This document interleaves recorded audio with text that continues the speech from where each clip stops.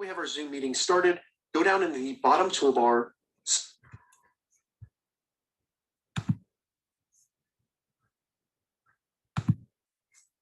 Select More, and then select Live on Custom Streaming Service. This will open up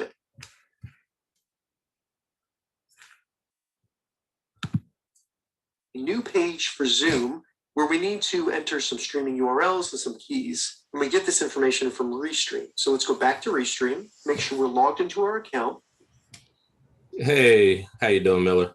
I'm good. Hey, while I'm setting up the other part of that, I'm going to make you a co-host. Okay. So that you can let people in.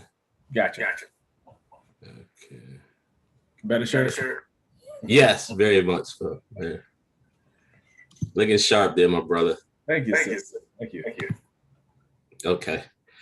All right, I'll be back. Let me finish this setting up the stream.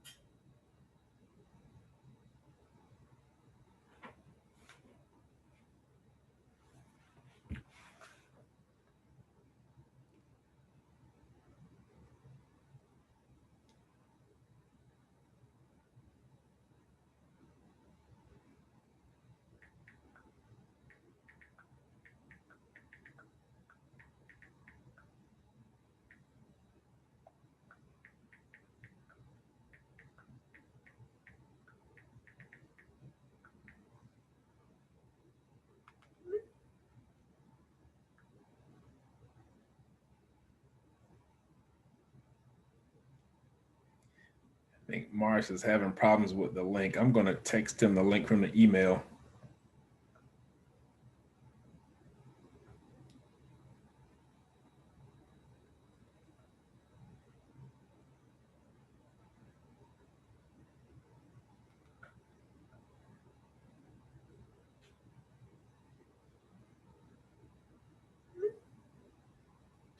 Oh, he's in.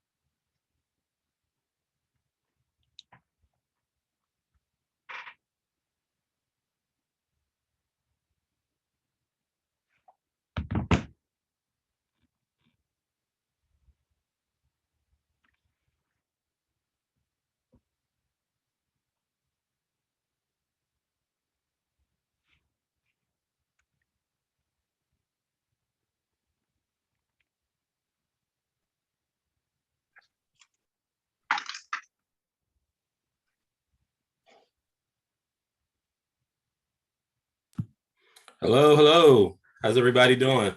Hello, just fine. Yeah. Dr. Steele, how are you this Morning. afternoon, I guess? All right. See if they can. Yes, I can hear you now. Okay. Good sounds afternoon. good.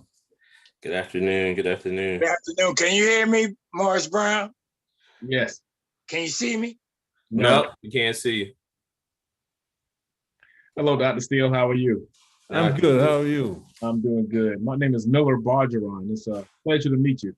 Well, pleasure to meet you as well. Thank you. Look How forward you to doing? it. I'm Morris I'm Brown. going to try to put the sound up here a little bit. Okay. So we're actually live. So we're going to get started in a couple of minutes. Everyone is on. Aaron McCoy, how are you doing? He's on mute. I am well, County, sir. I have to find the mute button. Uh-oh. He said having technical difficulties already. Uh-oh. So right now we're live on several platforms, including Facebook and YouTube. And again, I just want to tell you what an honor it is, Dr. Steele. This is our second time. So I hope you don't mind. I'm going to start referring to you as an old friend at this point. So, my old friend, Dr. Steele. I think he's frozen. Yeah. You want to go easy on the old. How you doing, Dr. Steele? My name's Aaron McCoy. I think we lost him. Yeah. Oh. So I also have you guys, you have your phones. So if there's any other communication offline, please send it to there. Just text it to me. Okay. So we'll just wait for Dr. Steele. Should be back shortly. There he goes. He's coming back on.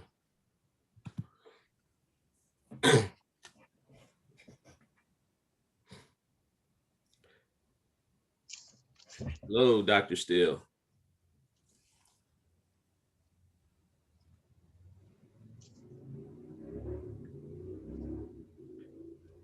He's connecting to audio. When he gets back on, we'll go ahead and hello. Can you back on with us? Can you hear us? Yeah, I can hear you now. Very good. We'll go ahead and get started. So with me is Morris Brown, Miller Bargeron, and Aaron McCoy, and they're my co-hosts. And again, I just want to tell you what an honor and a privilege it is to have you again. And what I said when you dropped off, I said, since this is our second official interview that I've been able to do with you, that I'm going to start referring to you as an old friend, Dr. Steele. I can go for that. That's fine. Well, I appreciate you. So we're currently streaming on YouTube and on Facebook Live as well. And I'll get started and introduce us. I want to get right into it because I think it's such a critical conversation that we're going to have here. And again, I think your voice and voices like yours need to be heard, especially in the generations that haven't been made aware of you.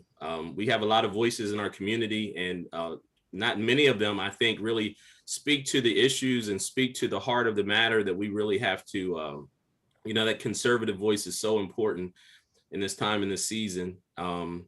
With several high-profile deaths of unarmed African-American men over the last few years, and with this upcoming, I think we all should be mindful of this upcoming trial that's taking place in the George Floyd case.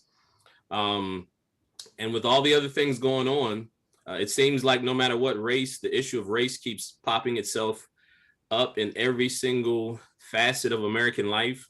It's caused division even in the churches. The church, which is supposed to be a place where people get together and every tribe and every tongue come together in the spirit of unity and the bond of peace. But even the church itself has been divided between racial and cultural lines. Even if you're not directly led to address the issue of race, it some way, somehow will come up and affect your life in some form or fashion. The Black Lives Matter organization also has infiltrated all aspects of the culture. The founders of the Black Lives Matter have boldly proclaimed that they are well-trained Marxists. They also have openly admitted that the Black, gay, and trans lives is at the front of their movement. To the untrained eye, these race-based movements may seem to be a simple reaction to the crisis. However, as we will discuss, they are not solely reactionary. The BLM movement is a repackaging and a rebranding, in my estimation, of an age-old ideology that's meant to deconstruct the Judeo-Christian Western culture. In my estimation, the current barrage of race-related themes plastered all over the media is an attempt to socially engineer the American society and to reestablish it. My name, of course, is Joe Green, and I'm the host. Our program is called Expanding Perspectives and Transforming Lives, one perspective at a time. And I have the honor of being joined on the program by my special guest, Dr. Shelby Steele. We also have our co-hosts, which Miller Bargeron, Morris Brown, and Aaron McCoy. And Dr. Steele, again, it's a pleasure to have you, and we thank you for your time. We know your time is very valuable. Just to tell people a little bit about Dr. Steele, he's an African-American conservative author, a columnist, a documentary filmmaker, and a Robert J. and Marion E. Oster Senior Fellow at Stanford University. Stanford University's Hoover Institution. He specializes in the study of race relations, multiculturalism, and affirmative action. In 1990, he received the National Book Critics Circle Award for his book, The Content of Our Character. Before we hear from Dr. Steele, I want to define a couple of terms very quickly.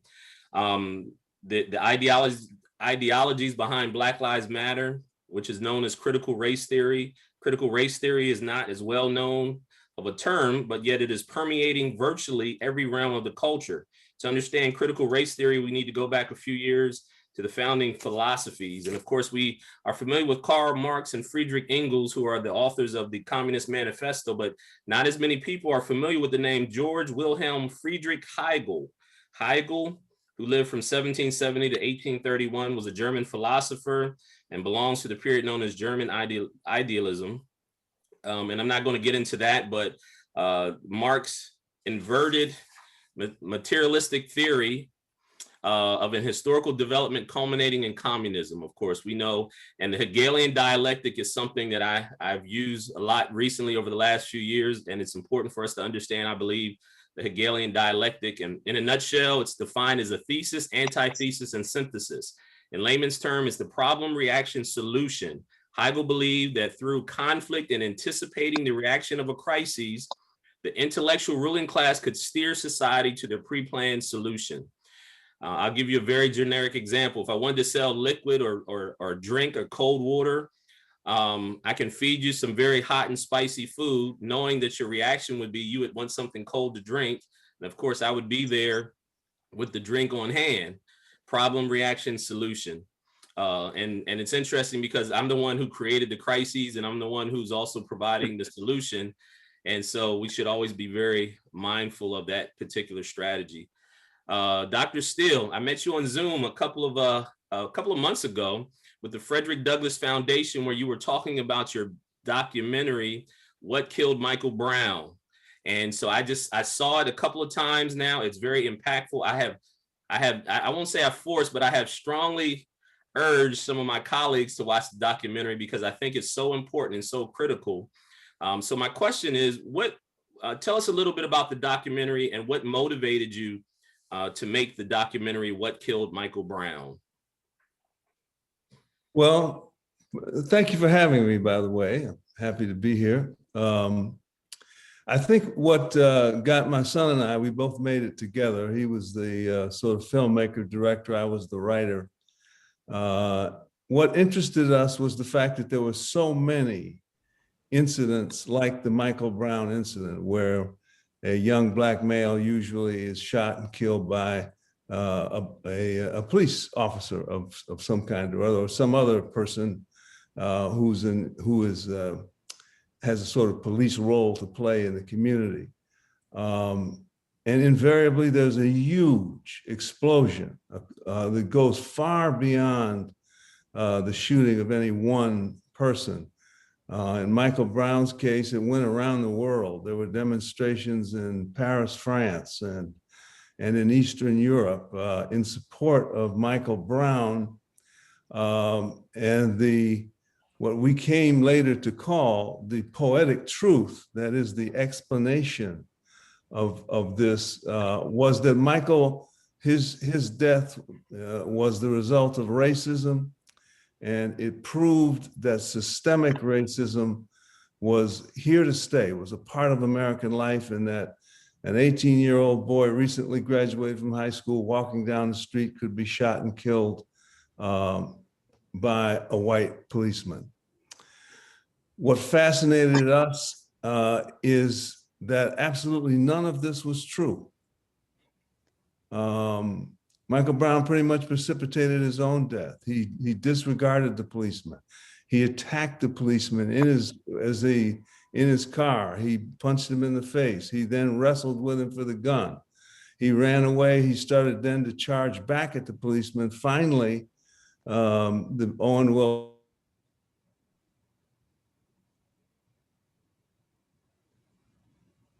Frozen up a little bit. Yeah.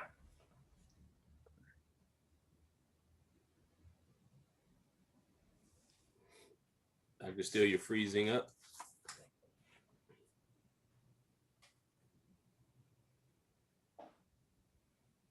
Technology is great when it works, but when When it doesn't, it doesn't. yes. Yeah. Now, as we wait for Dr. Steele to come back, Miller, you recently had a chance to watch the documentary, and there you go. Here he comes. You're on mute right now, Dr. Steele.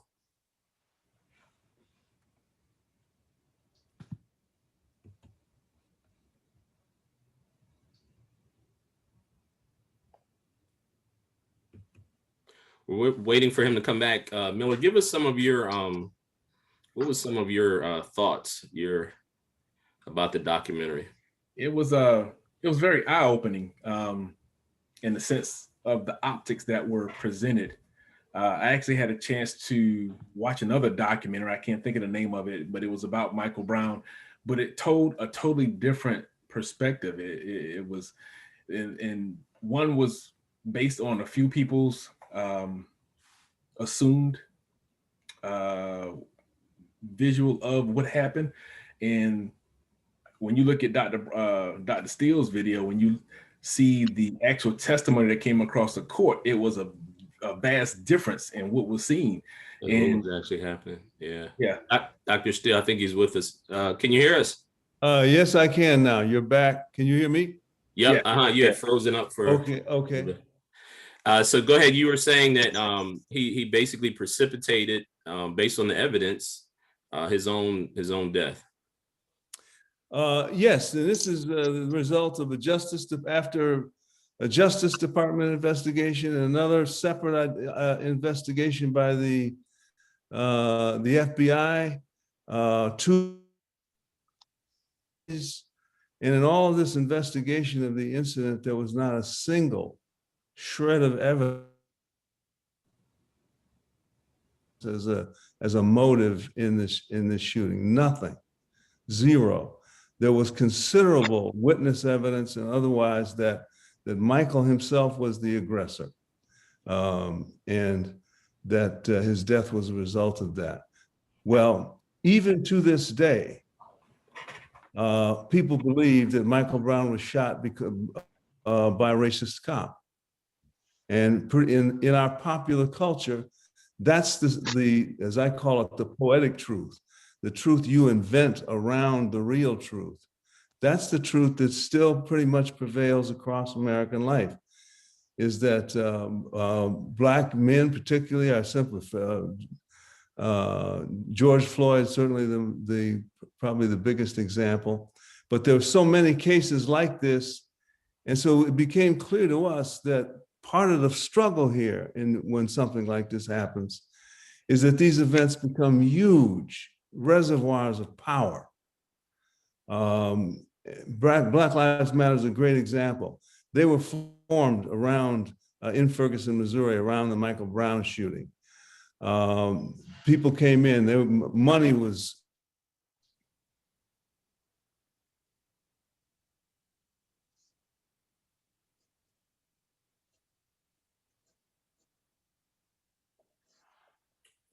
It's freezing up a little bit again.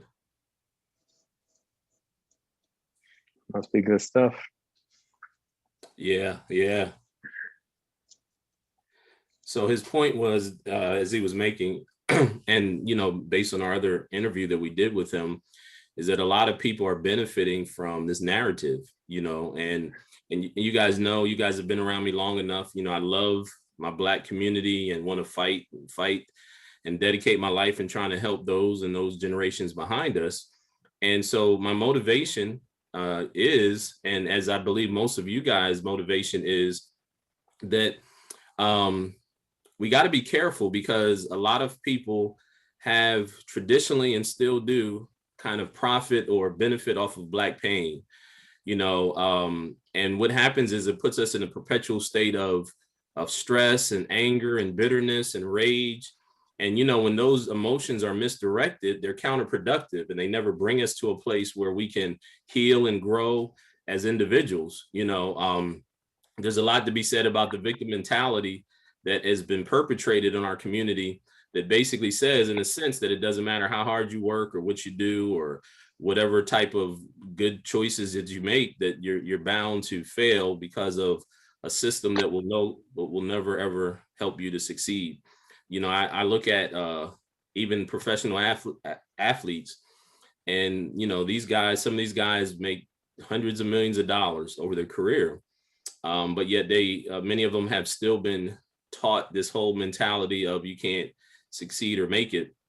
And I heard a conversation a while ago of a gentleman who retired NFL player who was a quarterback originally in the 60s and 70s. He said, but he had to switch his position because he went to a college and he was going to be the starting quarterback. And the boosters said, this was back in the late 60s and early 70s, that if you start him as the Black quarterback, we're going to pull all our money out of the university. So I think, long story short, he ended up becoming a wide receiver or something like that. And his conversation was that they weren't allowing African-American quarterbacks back then.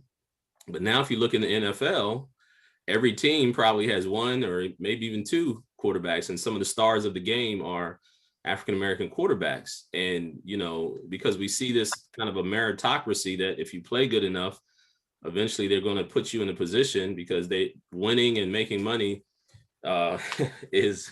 becomes more prevalent than,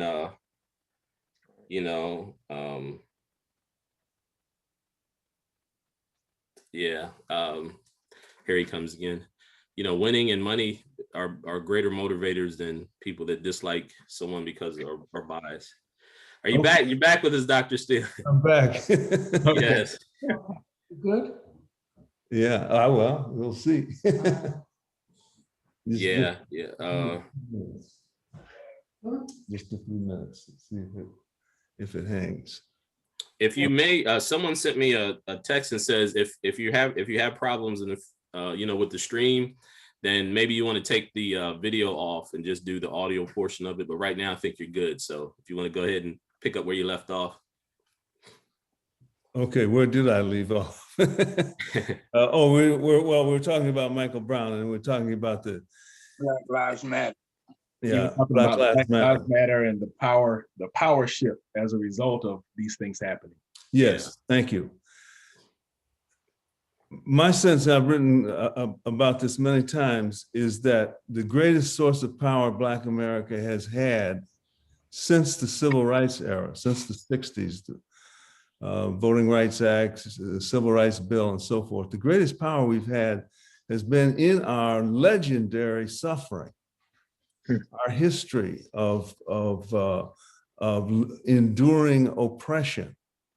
And we live in a people who suffered like that for 4 centuries, now find themselves living in, again, the wealthiest and in many ways freest society in the world.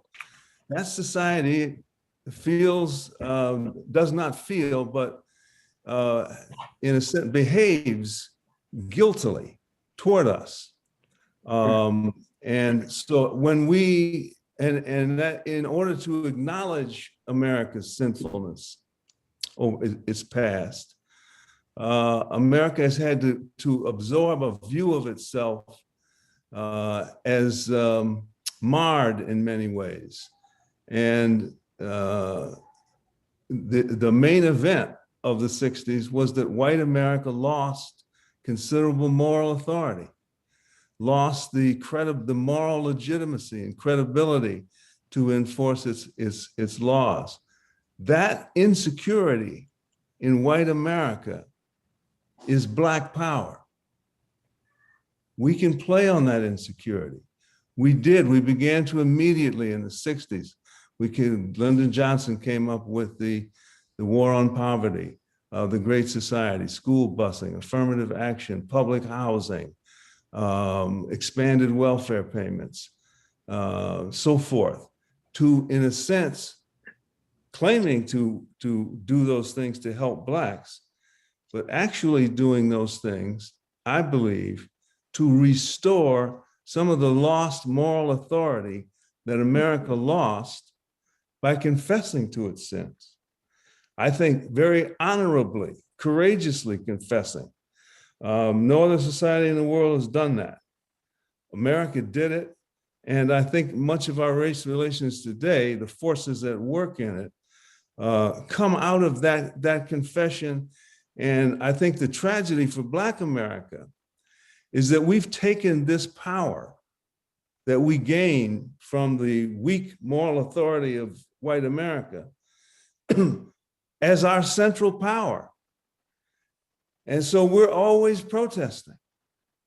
We keep thinking protest it got us to civil rights, but it'll get us whatever we need. Well, the tragedy here is that it cut us off from understanding that the freedom we gained in the 60s, only we can develop out of that. Only we can turn that to our benefit and restore ourselves. And again, the whites feel, in a sense, obligated to help us do that. But we have made the mistake in thinking that our power over whites, our power to make them give us all these things, is our future, is our way ahead, rather than our development as individuals, our levels of education, our competitiveness in business and in other areas of life.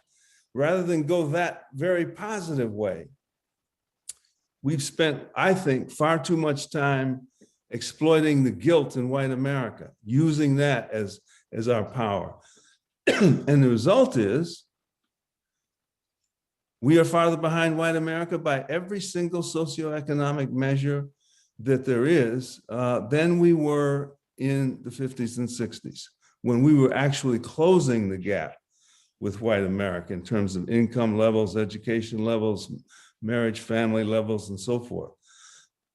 All of that changed. So I think that you know, again, my point is that with Michael Brown and Trayvon Martin and Freddie Gray and any number of other young males, we rush to those events with a kind of excitement, almost a happiness, because they know we claim the whites are going to see that again as more, they're going to lose moral authority again. They're going to be seen as racist again. And that is their Achilles heel. And so we keep thinking that their Achilles heel is our power. And we're stuck there right now. And I hope there's some evidence things are beginning to change. Black conservatism and so forth, it seems to me, is the healthiest thing that's happened in a long time in Black America, because it sort of says that we can make it on our own. We can become competitive. We can overcome the 4 centuries of oppression. I think that's a great point. And, you know, one of the things that I always try to do is, you know, you mentioned the poetic narrative, and I'm paraphrasing what you said, but, you know, it's this, it's always vibrating from an emotional standpoint. And it really hinders, in my estimation, our ability to sift through the narrative to get to the actual fact of the matter, because you mentioned certain things like socioeconomics. You know, I read a statistic that said that in the 1950s and 60s, the African-American male had a 1 in 6 chance of being incarcerated. And in the 2000s, they have a 1 in 5 chance of being incarcerated, which means there's a higher probability of incarceration and some of the other negative metrics. Can you speak to that a little bit more? And then I'm going to ask Brother Miller to chime in. Can you speak a little bit more of that poetic, what's the word you use again? I'm sorry, the Poetic truth. Yes, Poetic yes. truth, yes. Yes, the poetic truth, we found that in the Michael Brown case. Here's this young boy incident, I won't go over it again, shot and killed. Rather than go with the objective truth is simply, would simply be a description of what happened, what really in fact happened. Well, when we look at the objective truth, we find that Michael precipitated his own demise. And so, but that does not serve us, our ideology. Our ideology is based on the idea, the reality in many ways, but certainly the idea that as Blacks in America, we're victims. And America owes us. We are entitled. And so again, this victimization is our power. It is Black power. If you can prove that you're victimized as a Black today, wow, you're going to be rewarded in every way conceivable. So it is an enormous power. So what do I do when I see an event like that as a Black? I say, well, Michael Brown was killed because he was Black by a racist white cop. In other words, I expand his victimization because it's my power. The more clear it is that Michael's a victim of racism, the more power as a Black I have to demand things, to demand all sorts of entitlements. So we call it a poetic truth, because in the sense of a poetic license, you can fudge the truth, twist it around a little bit, and make the story fit your ideology, your need for power, your need for money. In other words, and thus poetic truth almost always leads to corruption. Well, that's pretty much what I think Michael Brown's. Then you get Black Lives Matter. What does Black Lives Matter do in American life other than squeeze white people for money? What do they do? Where's the school that they set up to educate Black children? Where's the counseling services they've set up to help keep the Black family together, which is in terrible shape? Where's anything positive they've done? They now have hundreds of millions of dollars given to them by guilty white people.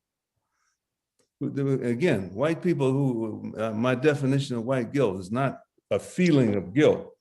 It's simply the terror, the literal terror of being seen as a racist. White people will pay you a lot of money if you'll promise not to call them a racist.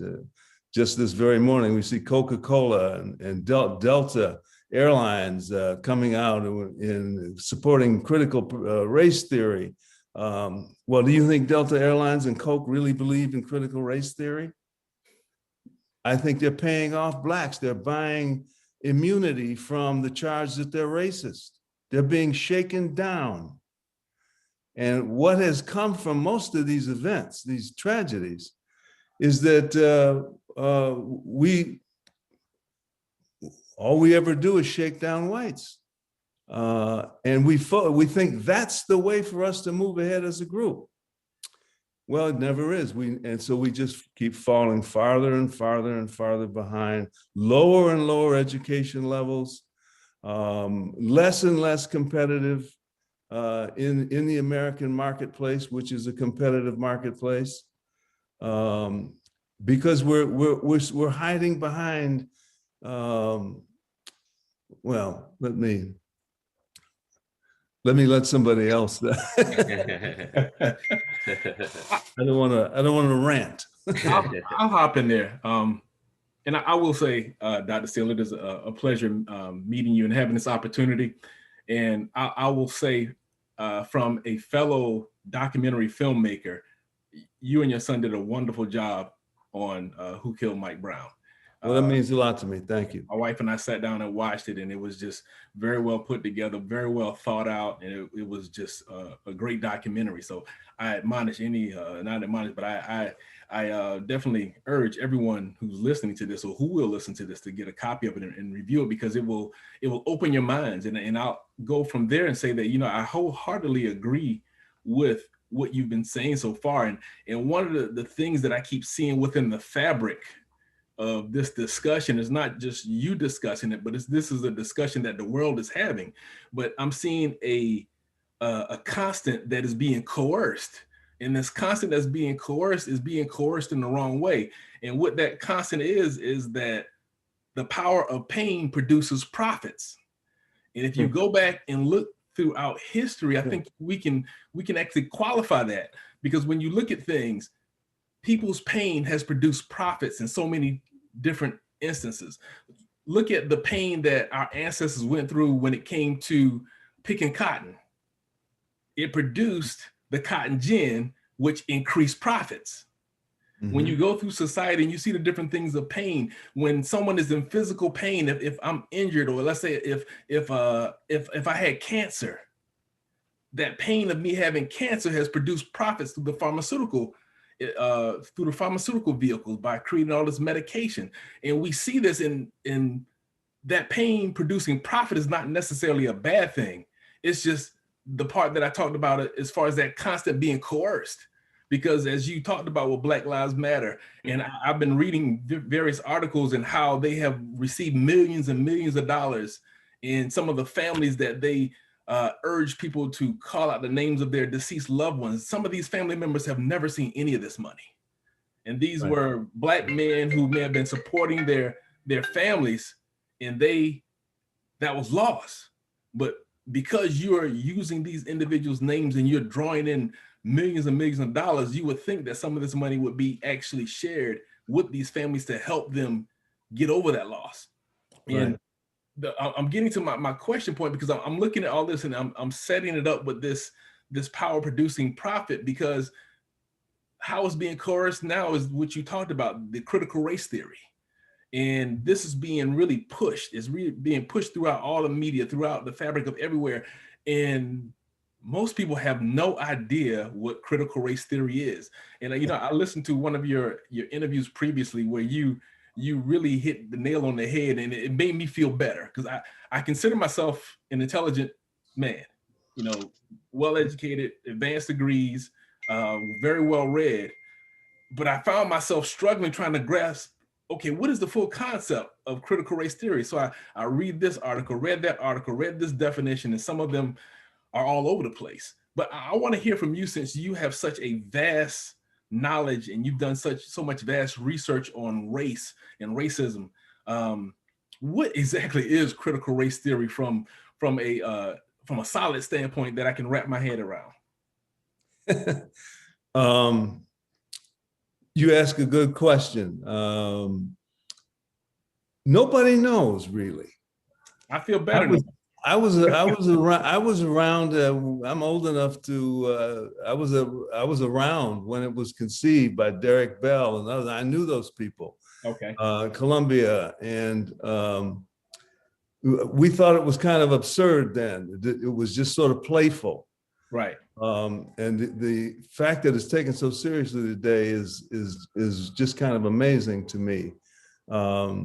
But to cut to the chase, what the critical race theory simply means is that America is fundamentally defined and driven by racism, and that this is the heart and the soul, the true America, and that in our school system, particularly, we need to teach critical race theory so that people understand America's fundamental right, that this is the true character of America. Well, this is, what can you say? It's what's fascinating is the fact that white America, out of its need for moral authority, its white guilt, buys into this, has allowed their school systems across the country to be taken over in many ways by critical race theory and intentionality and all systemic racism and all of these ideas. But what you notice is they all have one thing in common. They expand Black victimization. Black victimization, Black suffering is Black power. And boy, do they have a lot of power. I could not walk into Coca-Cola and get them to put forth some race theory of mine. But Black Lives Matter can do that. And Coca-Cola, filthy rich company. America's a very, very wealthy nation, wealthiest in history. And so we have the money to enable this kind of corruption in Black America. I see this as a corruption. It breaks my heart to see Black Americans take this seriously, to feel that this is their, they can go into American institutions and they can wield this power, that they're a victim, that their people are a victim, that you owe me. Now, even in the military, we begin, critical race theory is beginning to have an impact. This is not good. It's not good for any of us because it's a corruption. It's a shakedown. History put us in a position to shake people, shake whites down for this, and so that's what we're calling that racial protest. Well, I remember the civil rights movement very well. We did not shake people down. There was a moral appeal made to white America. Listen, you know racism is wrong. You know it in your heart and soul. The founding documents of this country only reiterate that. We're asking you, Martin Luther King said, to stand up to your own better self. And I'll be darned if America didn't do that. And suddenly it was against the law to discriminate against Black people. I took, right away, I was in graduate school at the time, took a landlord to court who wouldn't rent me an apartment because he said because he didn't want what he called boots in his building. I won the case, got a nice settlement. That's a country that is contrite over what it did and is determined to change. And white America has changed. We have to acknowledge that. They've really morally evolved in ways that I've not seen anywhere else in the world ever. So the result is that Black Americans, we are now the freest people in the world. We can do anything we want to do. We're willing to work for it. We are stunned, shocked is the word I use, by the amount of freedom we have. It's the biggest issue, the biggest challenge Black America faces today is not racism, is freedom. This is where we don't have experience. This is where we haven't evolved the values that have to be in place in order to thrive in freedom. Discipline, individual responsibility, all those sort of classic traditional values, and it made America great, and people come here from all over the world. We keep thinking we can shake down white people. We can use white guilt and that'll get us somewhere. Hasn't gotten us anywhere. You know, I'll even follow this up with follow that up with this question. And, you know, aside the political issues and looking at the passing of laws and things of this nature, these things have been tried. And I think another constant that we have failed to deal with as a human race is this issue that all of us have of the heart. You know, the Bible tells you guard the heart because out of it flows all of the issues of life. And I have just stepped back many years ago and I just really saw the issues of individuals' heart.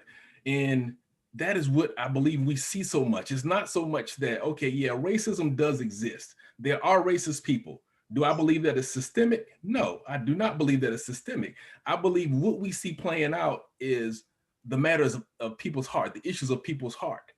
They take the things that they have learned from the past. They take the hurts that they've received from the past. Well, there was a white person who grew up hearing bad stories about African Americans, and they heard things that that made them feel a certain way, or vice versa. We were, as African Americans, we heard the horrible stories that the slave masters did and that white people did during Jim Crow era. And we look at these issues of the heart because we, I think, as a human race, have become compromised emotionally. And I think we as African Americans exude more of that emotionalism because we were the victims in slavery for so long. But as you said, we are in a place that we have been given power, but it goes back to that constant, the previous constant. I said, what are we doing with it? How are we massaging that? Are we using it to the best of our abilities? And so me looking at it from a heart issue, I can't help but go back and think as well. And my thought process is that if white guilt came about because of them accepting what they did and apologizing, but falling deeper into it and trying to find a way to take that guilt off of themselves, I look at it from a place that I refer to as identification repentance, where you identify with the organization or family group and you're able to repent years later on behalf of someone who was a part of that organization before. So let's say in the case of Brown University, when the president, I think it was a black African-American president at Brown University, she apologized for Brown's involvement in slavery. So that's the ideal of identification repentance. She wasn't there, and actually her ancestors were a part of the victimized group, but because she sat currently in that power of that seat to identify with the oppressor, she apologized. So with that the white Americans who acknowledge where we are and what has happened, many of them were not there in slavery. Actually all of them were not there during slavery. We weren't there during slavery. But if they have apologized, the thought that I have is that, have we not done our job in accepting forgiveness or granting forgiveness? It becomes that heart issue again, because if you have one party that extends that apology and the other party comes back and forgive, then it should be a thing where we come together, we reconcile, we talk through the differences, we work through the differences, and then we grow together. Because at the end of the day, we're one race. So from that standpoint, I want to hear what your thoughts are regarding the African Americans possibly not having fulfilled the role of forgiveness. Because forgiveness, it not only releases the individual who committed the crime, but it also releases the individual giving forgiveness, because it allows you to release that feeling. It allows you to release that emotional bondage that you've been trapped in because of that. So within your experience, what do you think about that? I think that's a great insight.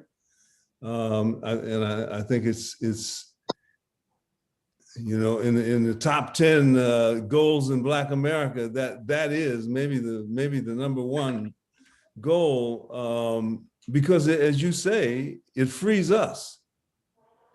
Forgiveness frees us. It says we're all human. We all make mistakes.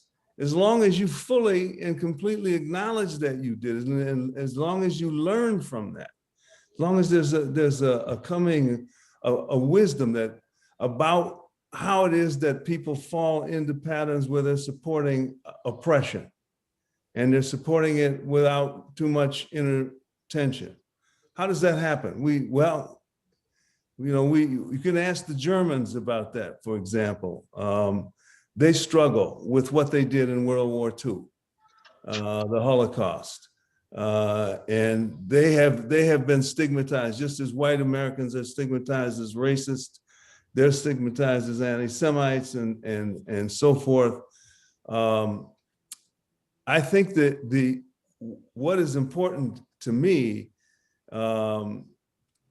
whether we formally, offer forgiveness or not, the most important thing it seems to me in Black America is for us to use the two words "move on."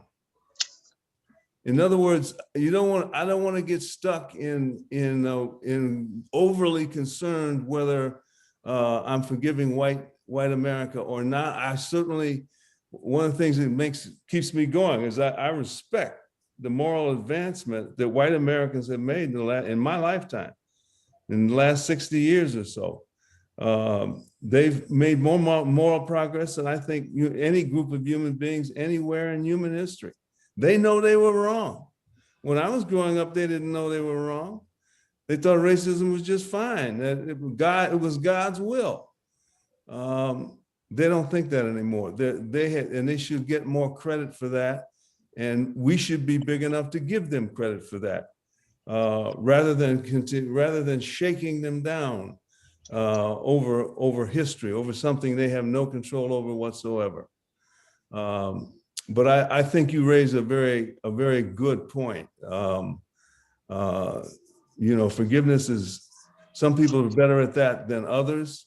But in any case, I think we all agree that Black America needs to move on without or outside any reference to white America. We're just all Americans.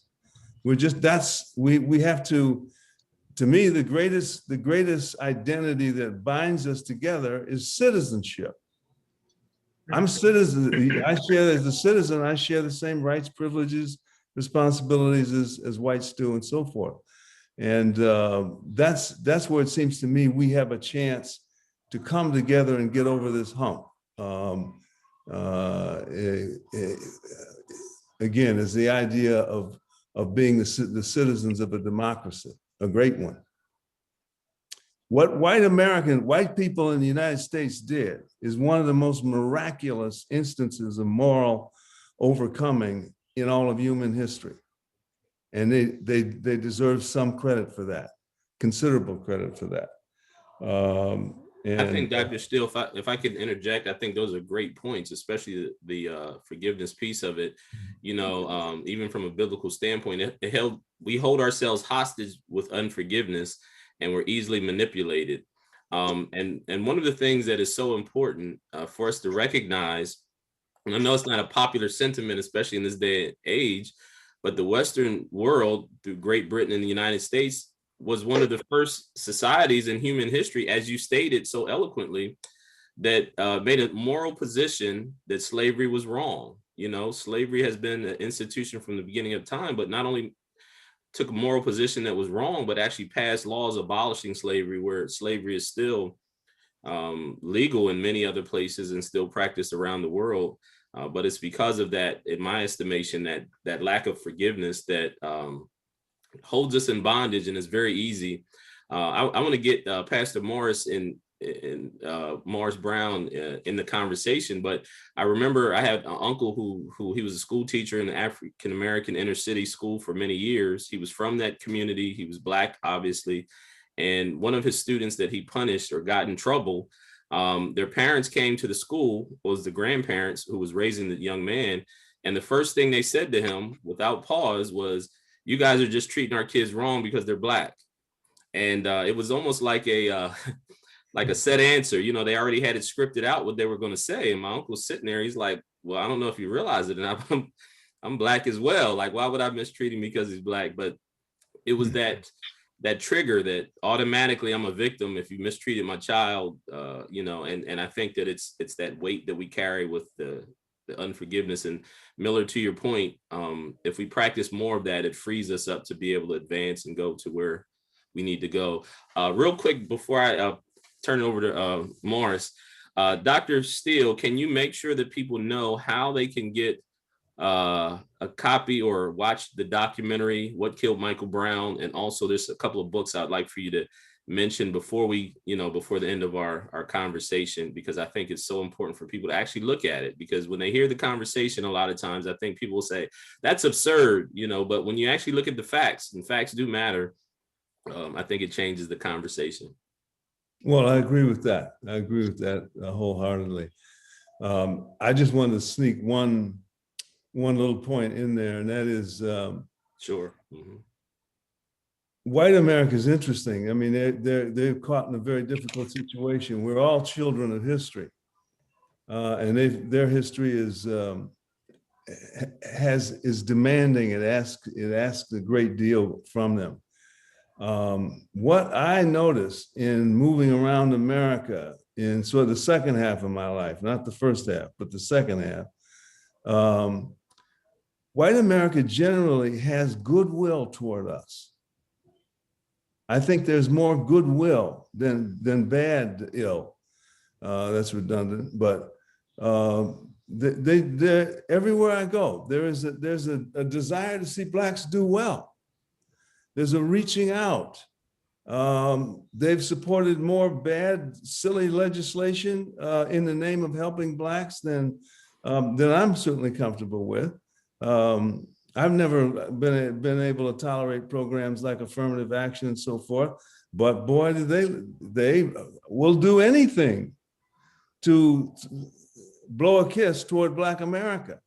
We're in a country that is warm and welcoming now to us, to our ambitions, to our aspirations as human beings, as citizens. And we need to keep that as a pillar in our thinking about how to move forward. We're not moving forward in a hostile society. We're moving forward in one that's open to us. Absolutely. Miller, before we go to Morris, one more thing. Dr. Steele, Miller is a documentarian, as he mentioned, and he has an awesome documentary. Miller, can you give a shameless plug to your documentary too, in case anyone's interested? It's called Stubborn. I want to see it. It's called Stubborn as a Mule. And you can actually see it it's actually posted on YouTube, but Stubborn as a Mule. Stubborn as a Mule. Yeah, it's a history piece. And I'm changing my framing because my wife and I have been discussing this, how we have framed it in the past. But it really takes a look at why African Americans asked for reparations, going back to the Civil War. And it's not a documentary that talks about what's owed and who owes what.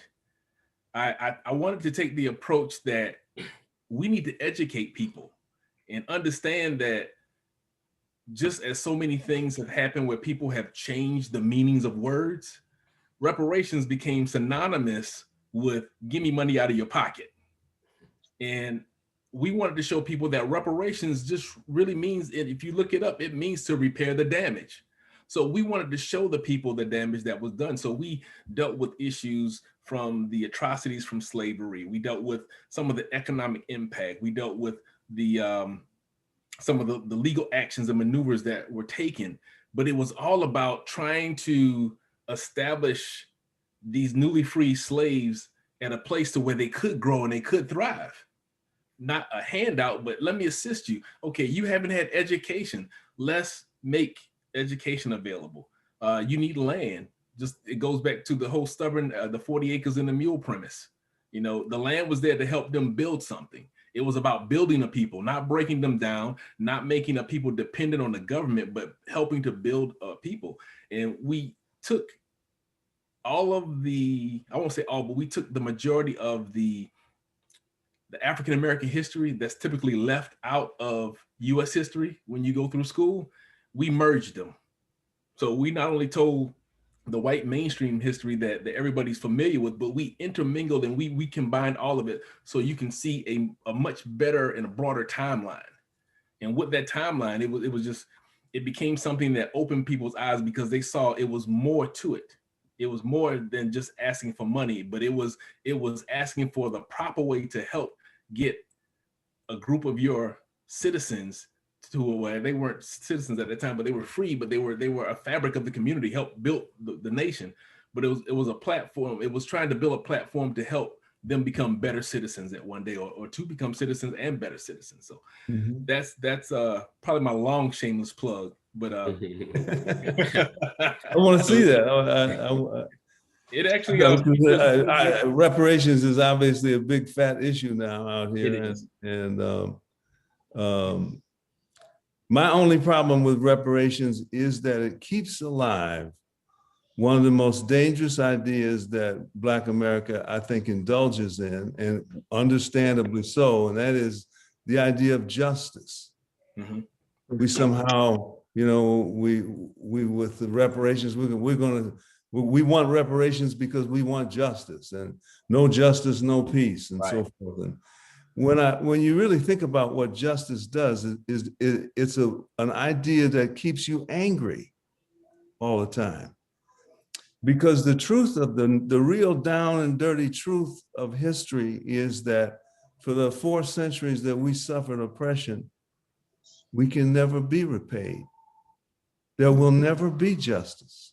Mhm. No matter what anybody says, me or you or anybody else, we will never get a suffering, an entitlement, as I say, equal to the suffering that our people went through. There's no way we can pay that off. No. All we can do today is learn from it. Mhm. And so if people are going to learn from reparations, okay, you give one of the best examples I've heard of ways to think about it, so that it's more than just money, a few dollars in the pocket, and then whites run away. So I like the way you think about it. And at the end of the day, we summarize it by saying what were the next steps, and the next steps were actually to get to healing, which I think it ties all back into what we're talking about right now. It's healing. It's that forgiveness process. It's the healing. It's the reconciliation. It's having that conversation, in a meaningful conversation like we're having right now. And that's why I love the fact that we're able to talk about this. So yeah, I think yeah. Thank you, Joe. That's awesome. Let me put that shameless plug in. You know, I have when it comes to reparations, I think one of the, in my estimation, one of the misconceptions is like the government was just making a profit off of slavery, but it was private corporations and institutions that profited with the government oversight. So I believe that maybe we could go to like a Georgetown University that profit off slavery and said, you know, you made some money, so you ought to give some of the descendants that you made money off of educational, you know, scholarship or something like that. But I want to, but I agree with you, Dr. Steele. You know, we can't, no matter how much we do in the past is gone, and we will never be able to go back and take away that pain and that hurt, which is internal. We got to heal from the inside, you know. And I don't want anybody to give me a reparation and tell me to shut up. Then you got paid. Absolutely, you got paid. You guys got paid. So yeah, and you can't like the stimulus that they're giving us. They're giving some people now. They shut up, guys. Take these stimulus checks. Take it and run. Yeah, that's that keeps them superior and makes me inferior. Absolutely. Now it turns me into a beggar.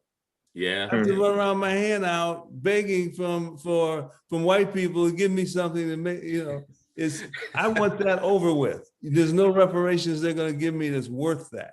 No. I want to keep my history, and I want them to be aware of it and aware that human beings can do evil things. Right. You have to watch out. You have to be careful. And our history proves that to us more than anything else. So don't buy me off. Don't, you know. It's like the abusive husband that goes and buys his wife a nice diamond ring, right? And so when she brings up the fact that he was abusive, he goes, "Shut up, I bought you a ring. You know, you should be happy that, you know." Right. Yeah, so. That's right. Mr. Brown, we want to get. Yes, sir. How you doing, Pastor Morris Brown? It is a pleasure to meet you, Mr. Steele. And I've been hearing a lot of things here, and it's a lot of correctness to it, and I'm agreeing. But at the very same time, I feel like for instance, the prejudicism, the systematic racism, so to speak. Systematic is a system. So when you have people that's operating in that system that release police that shoot a man in the back, all right, and he go to court and they find it justified, even though they saw in the film that the police officer planted something there to justify his actions. You know, there's a lot of that going on. And while this is going on, we do have to keep these things in mind as the same time as we discussing the things we doing, because everything we discussing is a point, but we can't dismiss the other half of the story, because the system being the courts. The courts are the ones that's letting these cops go.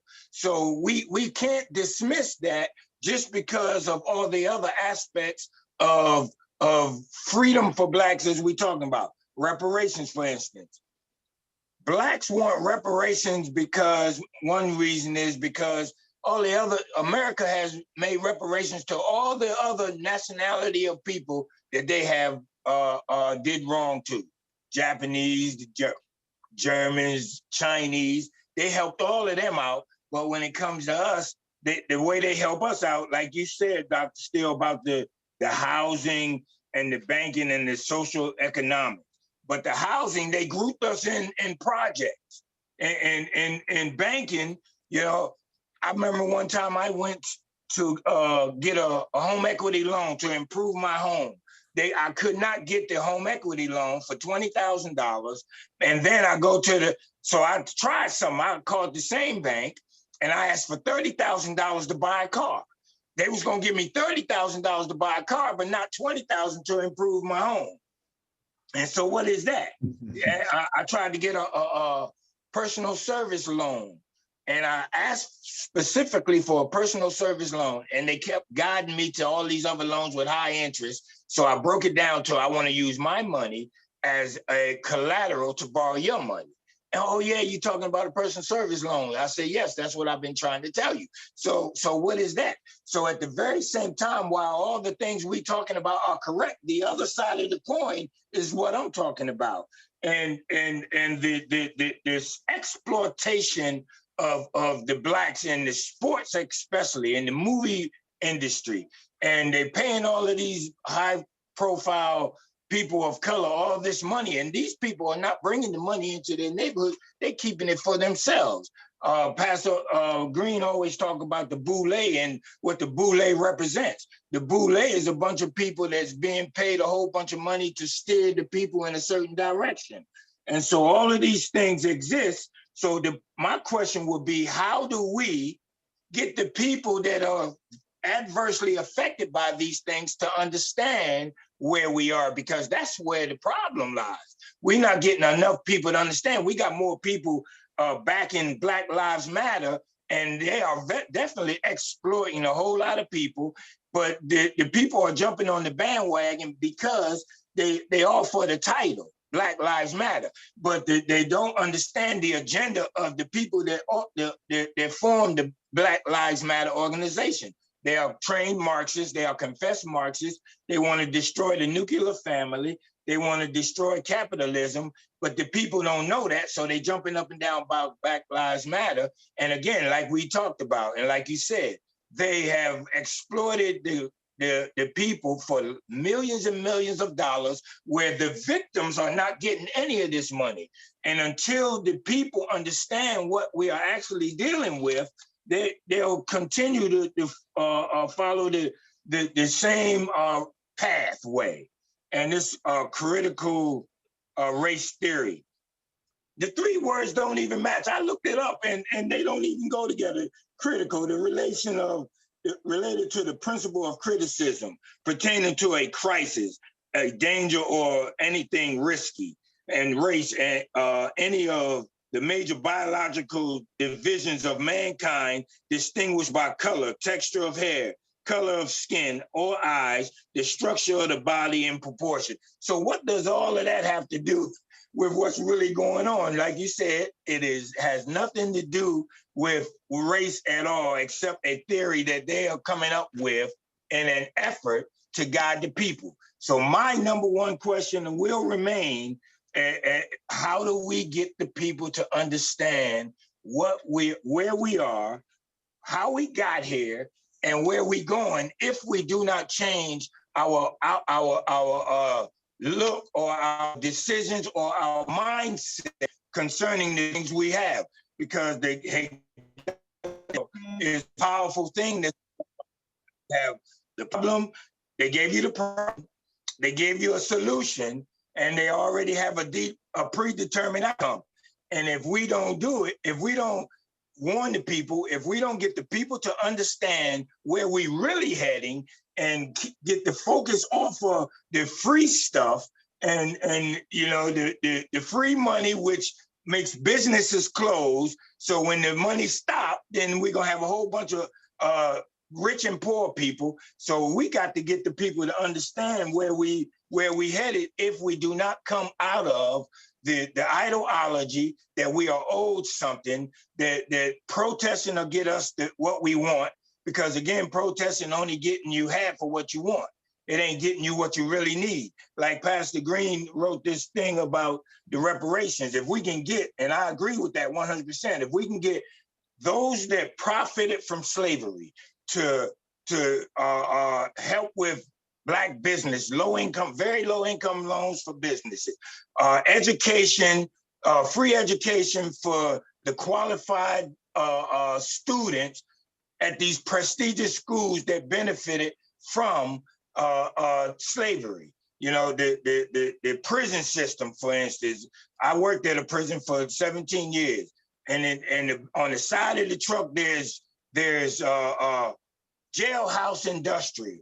So with all the freedom we have, money is the root of all evil, and they are propagating money and doing all the things they are doing for the sake of money. And again, the question would be, how do we get the people to understand that where they're heading is not where they want to go, so that before they get there, they'll know something? That's my question. Well, that may be over my head.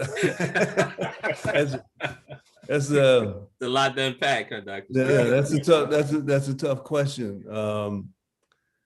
We just to quickly summarize, give an answer. The world's not a perfect place. It's not remotely perfect. There will always be corruption. There will always be deceit. People will play games and so forth. What has bothered me personally, I speak for myself, is just as a Black person, I cannot abide the federal government or white America throwing me nickels and dimes and feeling as though that's somehow, that's somehow the way ahead for me. I want to break up that symbiotic bond between Black and white America. I want to be, Frederick Douglass said it better than it will ever be said. They asked him after slavery was over, what should we do? They asked, what should we do with all these Blacks who were just slaves, now they're free? His answer was, leave us alone. Mm-hmm. When you are alone, when you accept that, and I know, we may think we're going to get something from the government or something. We will never. That's why I say we will never get an entitlement anywhere near commensurate with the suffering our people went through. That's not going to happen. Forget about it. It's over with. We will never get what we deserve. We will only get what we earn.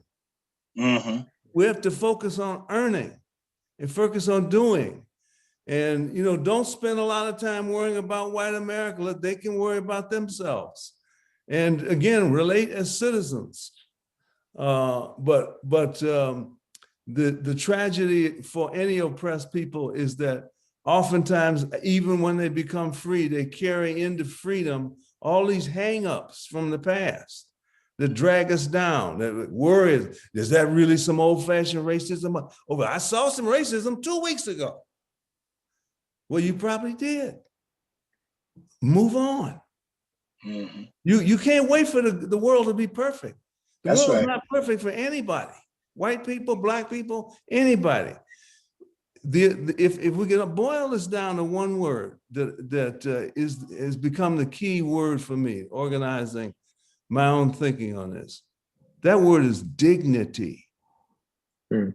Dignity. Individuals achieve dignity. Groups achieve dignity only through what individuals achieve. And dignity, it in the end is all about self-esteem. and dignity? Am I running around complaining about reparations all the time? Or am I getting busy becoming a doctor, becoming a lawyer, owning a real estate business, opening up a store, whatever? Am I busy building a life, building a self? Then, you know, I have something to offer, and I'm not worried about whether Joe over there is a racist. Yes, I understand. And I agree. And I'm not affected by the things I'm talking about, because the first thing we have to understand, I'm a child of God. I look at everything from a biblical worldview. And just like Mr. Bergeron stated, I've learned to forgive, so I'm not bound by all of this stuff that's going on. My main interest is helping the masses that are programmed to go down that destructive path, to make a U-turn and do exactly what you say. Get over it. We need to work very hard on that. The masses, again, there's no magic tricks. We have to demand more from Black leaders instead of shaking us down and tell you you're going to fight racism that isn't even there anymore. Yes. How are you going to lead your own people into a new world, into a new life? Right. Yeah, I want to see a Black leader like that. That's one of the things I loved about Malcolm X, and I loved it about Martin Luther King. At the end of the day, they both believed in self-help. Self-help is the magic. That's right. That's the magic. If we can get that communicated, don't go talking about you're going to go down to the welfare office, you're going to go here, and you're going to self-help. Go to school and really take advantage of the school, of going to school. Educate yourself, develop the skills, chase your dreams, find out what kind of work you love. That's right. Pursue it. Give everything you got to it. That's the way to be Black. The way to be Black is not to sit there and be angry and curse out white people all the time. Right. You know, those are great points. And I know, you know, I've said, you know, from history, and I know most of you guys are familiar with, you know, after slavery, Marcus Garvey, he was very much about self-empowerment. And some of the other leaders, you know, George Washington Carver, you know, he was, it was about education and learning skills and trades. And then they got to a place where they hijacked us, that told us that the only way you guys can survive is if the government starts to fund you and take care of you. And of course, we know weaken the family unit and all those type of things. So I think it's so important. And Dr. Steele, to your point, and to Pastor Morris and all the rest of them, that's why I think that your voice and voices like yours are so important, because the leaders that they keep placing before us are the ones who keep telling us the opposite, that your grievances will always be there. One of the things that I really took from the last conversation me and you had was when was asked to define critical race theory. And it really isn't any definition. It's kind of like, you know, it's just kind of out there in the ether. So there's no solution because I can't really even define it. You know, I'm always, one of the examples I heard someone say is, well, two examples. One is if a Black person and a white person walks in the store, critical race theory gives me the opportunity that if the white clerk in the store, if he goes to the Black person first, it's because he thinks the Black person is going to steal. If he goes to the white person first, it's because he believes that the Black person doesn't have the money to buy anything in the store. So you can't win, you know. And then I've heard another person say to a white person, all white people are racist. And then the guy goes, well, I'm not racist. He goes, the fact that you don't even realize you're racist is even a bigger problem. So it's a unresolvable issue, and it gives the person using it the power to always manipulate, always control, because you can never solve anything. You know, it's such an important thing for us to talk about. It's an important thing for us to look at things from a historical perspective, from a factual perspective. I love the documentary with Mike Brown because it goes beyond the emotion. And I was even talking about this George Floyd case. And before people even get to the actual specifics of the case or the details, their emotional heartstrings have been pulled because you see this man on the ground. The visuals look horrible. They keep showing you this Black man, Mike Brown, on the ground every single day, all day, and the white cops walking past him, and it just keeps fanning the flames. They keep showing you the picture of Trayvon Martin when he was 11 or 12 years old, when he has this innocent smile. And so it just continues to keep us in a perpetual state of tension and stress, and we're always angry, and we say, see, we told you. And so now I see a white police officer and a black person, there's a negative interaction, and I say, I know the white cop was wrong, because I remember last year when the cop targeted me, racially profiled me, so he has to have done it because of racism. Even before I hear the facts, I've already in my mind played out the whole scenario. I want to give brother Aaron to chime in there. He's been quiet, and that's odd for him because he usually has a lot to say. But no, I'm just messing with you. I'm taking it all in. It's a lot.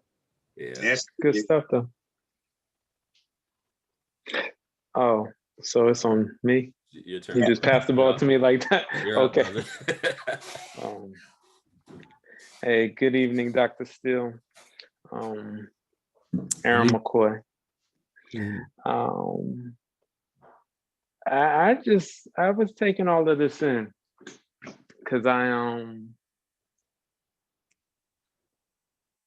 unfortunately I didn't check out your documentary, but I will. But you said a very powerful word. You said dignity. The word that came to my mind was responsibility, because there's that trauma that's been passed down through the ages due to the however many years of slavery, abuse, segregation, separation, et cetera, et cetera. We know the history, or the gist of the history. What I liked about what you had to say is that we cannot embody victimhood. That's what I gathered. That was the gist of what I gathered, because I think it's easy. It's easy to play the victim rather than to work to grow and develop oneself into a healthy and responsible individual, to where you have to take accountability for oneself. It's easier for me to point the finger at someone else as opposed to acknowledging my own actions.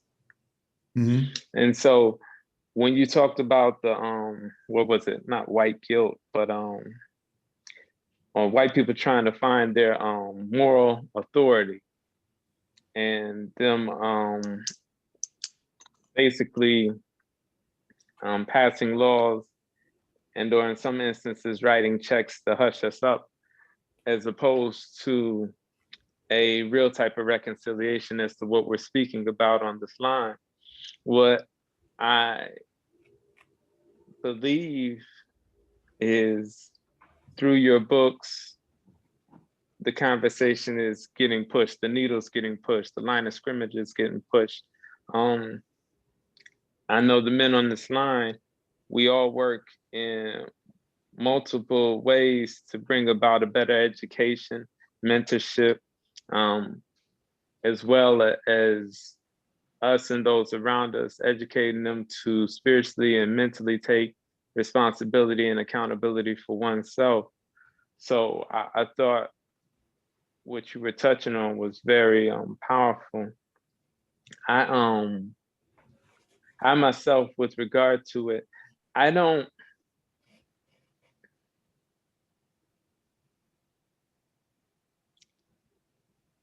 think I've been blessed to, like, I have a tunnel vision of sorts, because I'm one of those quote unquote sad stories you hear about, but overcame it. And so my vision, I'm always focused on what the next thing is, as opposed to whatever happened, because we don't really have time for that. It's time to get on to the next thing. And it kind of goes in line with what you were saying, need to get over it. And I think when you're busy building, you can get over it. But when you're busy looking for a handout, it makes it easy to say, well, they're holding me back, as opposed to understanding that you waiting is holding you back. And so when I think about all this, I think about how I tell my family, I say, you know, I don't care what anybody else on the planet is doing. I tell my daughter, I say, you know, it's a specific way we operate. It's a specific way that you're supposed to operate and carry yourself. I said, whatever other people do, that's their business. I said, but you have to carry yourself in this manner. And I think as far as us, after listening to everybody's piece, that's where we're at right now. You said it very powerful. We have the platform, but we're not using it properly. The leaders that actually have a voice aren't using it properly. And I think the fact that we're more emotional and focused on what it is we think we can quote unquote get, or we think we quote unquote owe, that allows us to let them stay in charge and let them continue to do the things that they're doing. Mm-hmm. But I wanted to ask two questions, because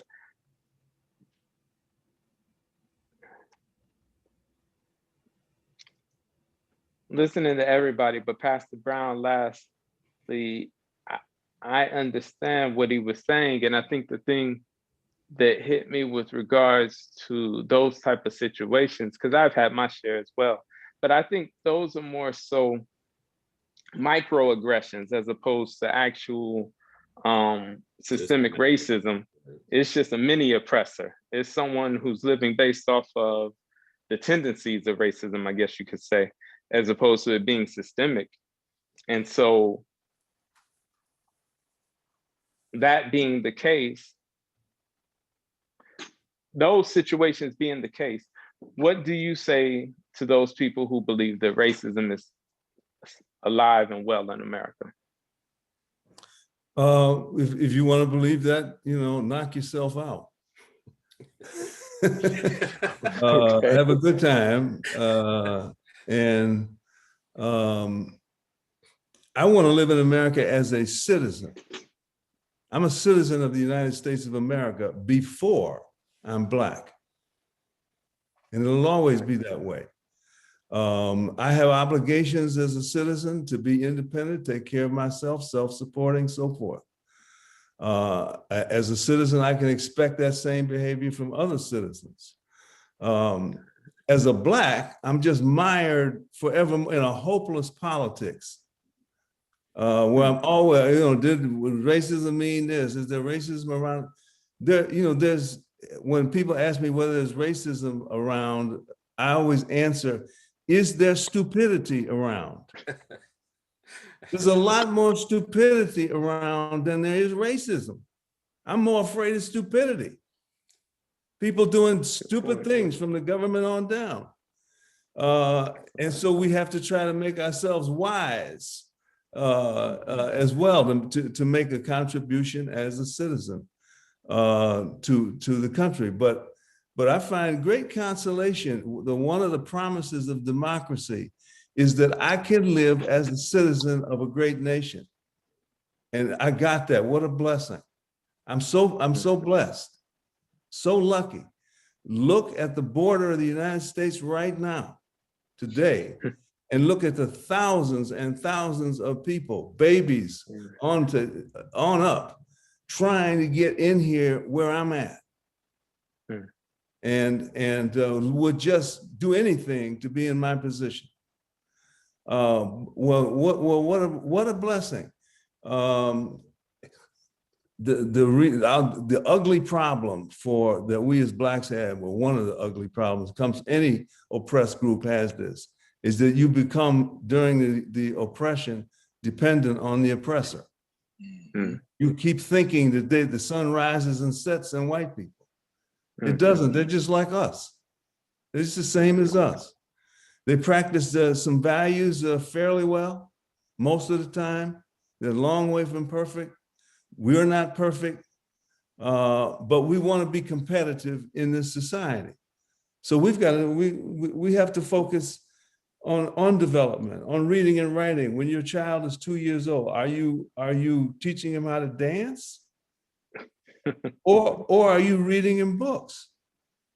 Yeah. Getting him trying to get his attention to understand what life might be about, what's expected of him, and to develop his mind. We don't do that. Other people do that and they thrive. These are simple things. They're not complicated. It's not higher math. But no one should send their child to school in kindergarten without that child knowing his alphabet, his basic numbers, those kind of basic sort of things. If you're not in a position in life to do that, then it's probably wise to wait to have children until you are. Otherwise, the decline of the Black family has wiped us out 1,000 times more than racism ever did. I was so lucky. I grew up in the 50s, the 60s, all Black, segregated neighborhoods, south side of Chicago. There was a father in every home. I never saw a gun until I was 18. This is a poor Black neighborhood. Well, it's not like that now, as we all know. I think one of the main reasons for that is we've allowed ourselves to be dependent. We keep thinking that the larger society is going to get us out of this problem. I don't believe they ever will. I believe it's a waste of time. It's a futile effort. We should move on, be proud of ourselves, have some dignity, and try to accomplish things. Try to do well in life. It's only here once.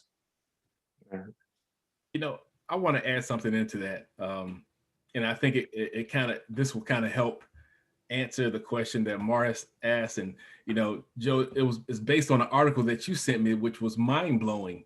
It was an article that talked about the income over households, and it was interesting to find out that the number one income for households actually goes to Nigerian Americans. Mm-hmm. In education. In education. So you had Nigerian Americans, then I think it was Asian Americans, and then I think it was what was the third one?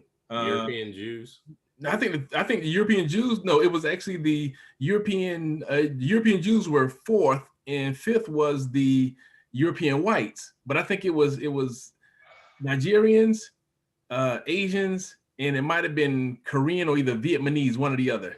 But I thought it was very interesting to see that in spite of people talking about how hard it is for us to get ahead and how easy it is for immigrants to come over here and succeed, but the immigrants that are on top, and when I say exceed, they are far exceeding academically as far as degrees as well as household income. But what was so interesting is that we always say that other immigrants come over of other races and they succeed. But these Nigerians who look like us have come over and taken over at the top. And, as a filmmaker, I spent some time in Nigeria. We won an award over in Nigeria for our film. And so I actually met a lot of Nigerians and other people from the African diaspora, the whole continent, and we stay in touch. But it was just really good understanding their mindset. Nigerians have this mindset that they are superior to everyone. And I think it goes back to answer the question. We need to put out more statistics like these to show that people are succeeding that look like us. But we also need to put out the information that if you focus, if you get educated, and it's not necessarily going to become a doctor or a lawyer. Last time I checked, you can make a lot of money learning a trade because a trade can lead to a business. So we have to change our mindset to say, in spite of what it looks like, I need to position myself with education. And I need to understand that I don't consider anybody else superior to me. And I think if we can start getting us as a race to change, and I hate saying race because there's only one race, it's the human race, but as a people of color, if we can get us to change our mindset and start looking at things from the standpoint that there's nothing that's going to hold me down, I can apply and get everything. Because one thing I will tell you about Nigerians, it's very hard for Nigerians to come to the United States, period, because of the various immigration laws. So when they get here, they take full advantage of it. It's not just Nigerians. I know many different people from the African diaspora, from the continent, and they come over here purpose to get education to succeed. And then not only do they do what we used to do back in the 60s and 50s, as you talked about, Dr. Steele, they send monies back to their families to help them come up. Yeah. So I think that's where we need to start. We have to shift this right here.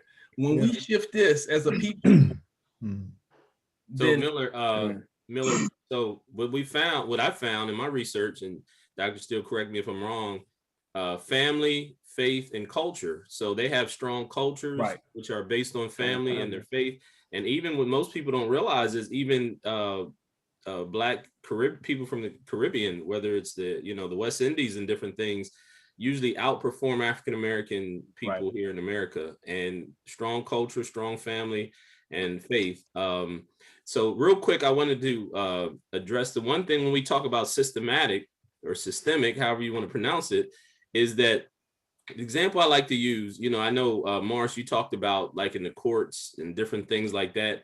So a police officer, if I was a police officer, the law says if you drive faster than 55 miles per hour, you can get a ticket.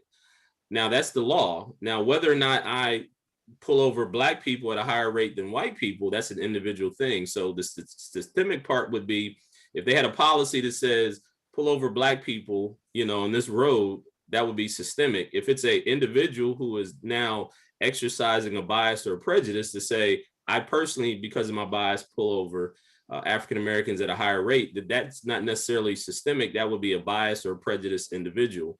So I think that a lot of times when— Can I chime in right quick? Yes. So that would be along the lines of what they did in New York with the stop and frisk deal, how they— racial profiling, right? Yeah. Okay. That's systemic. That's the difference they're between— saying we pull over Black males who are driving expensive cars based on your race, that we're going to pull you over, as opposed to an individual who says, hey, I don't like, I see these Black people, I'm going to pull them over. But one of the things I want to do, Dr. Steele, we use the term woke a lot, and you mentioned the history of woke. And I hear it, I've been hearing it more and more. I did a little study on it, but I don't think most people know about it. Could you speak to that a little bit and just how detrimental that whole idea of being woke is? Well, I think it's, it's not being woke, it's being asleep. But the idea is that I'm hip. I'm hip to the fact that America is the low down, dirty, racist nation. That's what I'm smart enough, I'm woke enough to know that, and you are not. And so if you're working hard and making progress in your life, and you're not woke, you're kind of an Uncle Tom, you're out of it. I'm hip, I'm into it. And therefore I know not to put my faith in myself, but put my faith in my game, in my criminality, really. That's how I'm going to make, because I'm woke, I'm smart. I know the world is absurd, and I'm going to just play that absurdity rather than try to live a decent life. So being woke is a way to just sort of volunteer for stupidity. It's a way to really be, to set yourself up for across the board failure in your relations with the opposite sex, in your relations with your employer, in your relation. If you're woke, you are antithetical to all of those institutions.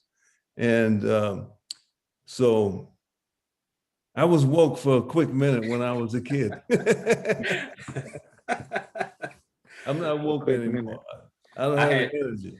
I had a very challenging, prodigal son period of my life, and I was hanging around some people, and a couple of them were really pro-Black woke people. And I remember them always talking about the man's trying to keep us down, the man. And I remember I went through a spiritual rebirth, and I was brushing my teeth, and I looked in the mirror, and I felt like a voice said, "That's the man right there that's trying to hold you down." It's because of the choices and the bad decisions, and not and also, one of the things that we have in the culture is we don't what do they call it? It's like not abstaining from pleasure, but waiting, not waiting for whatever it is I want, whether it's material goods or whether delayed gratification. Delayed gratification.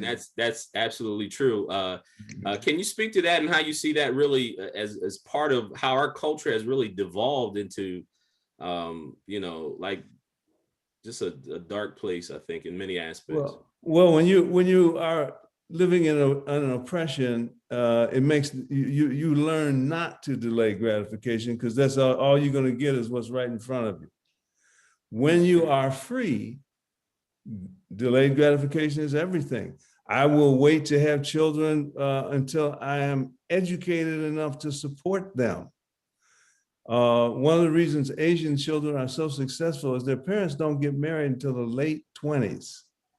Don't have children until they're in their 30s and practicing whatever their profession is. And so they can give the child all sorts of academic supports that others don't get, because their parents are almost, a little in their 20s or even teenagers. Right there is a huge problem that Black America has, teenage pregnancy. We have abortion. I heard the other day that we have more abortions Black abortions in New York City than births. It's almost a genocide. So there is really a problem there.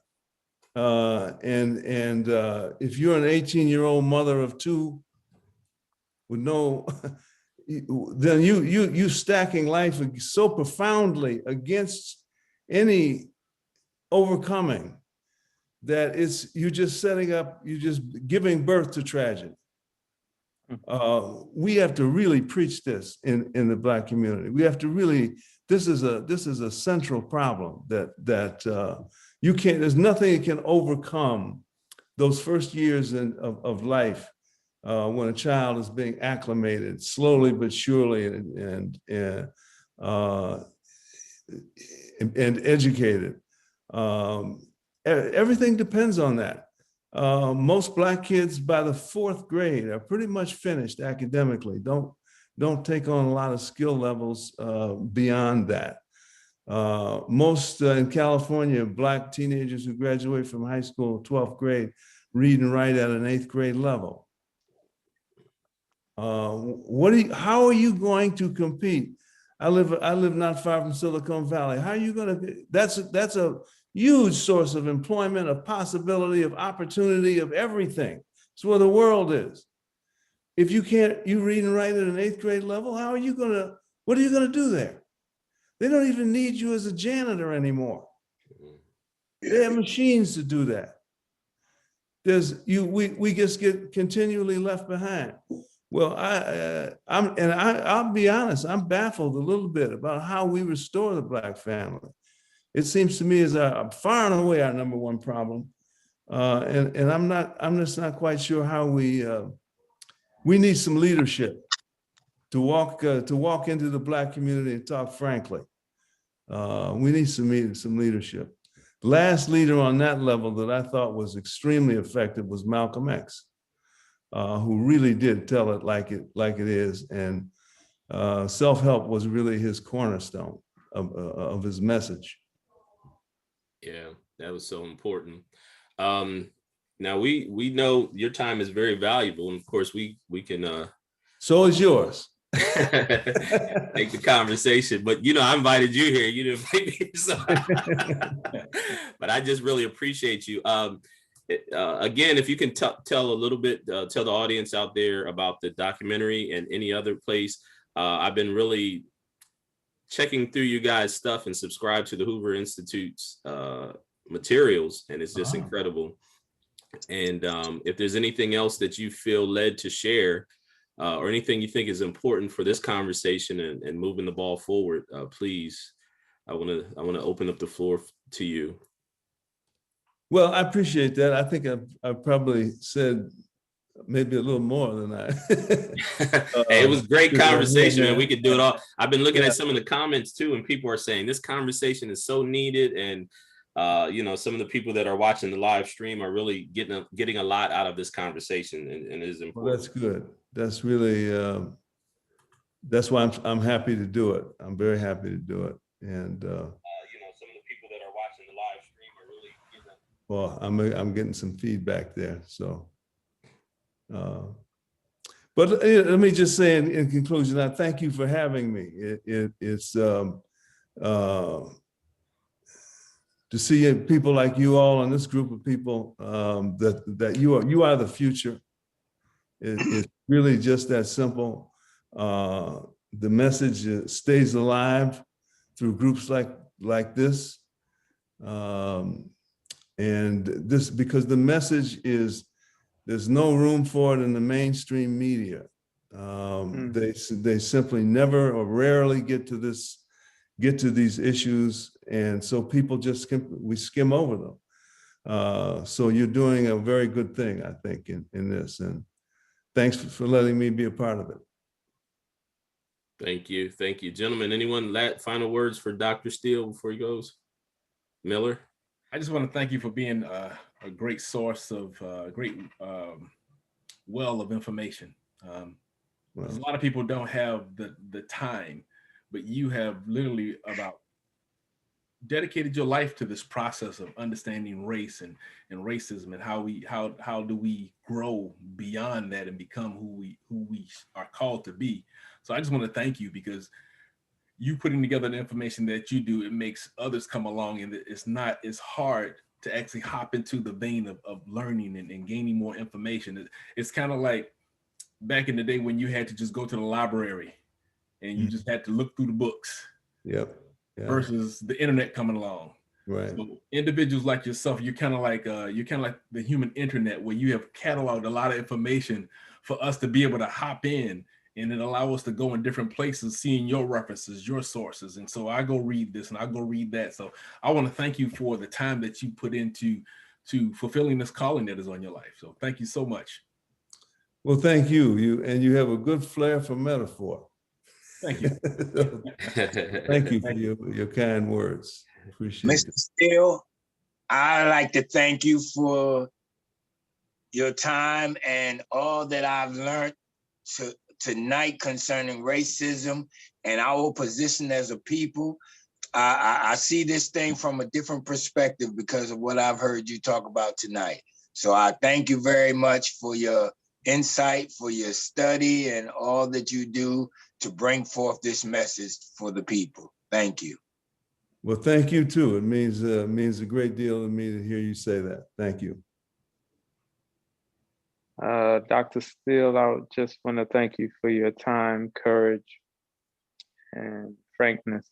Courage for wanting to tackle this subject that is very sensitive, because it's not the normal narrative that we hear.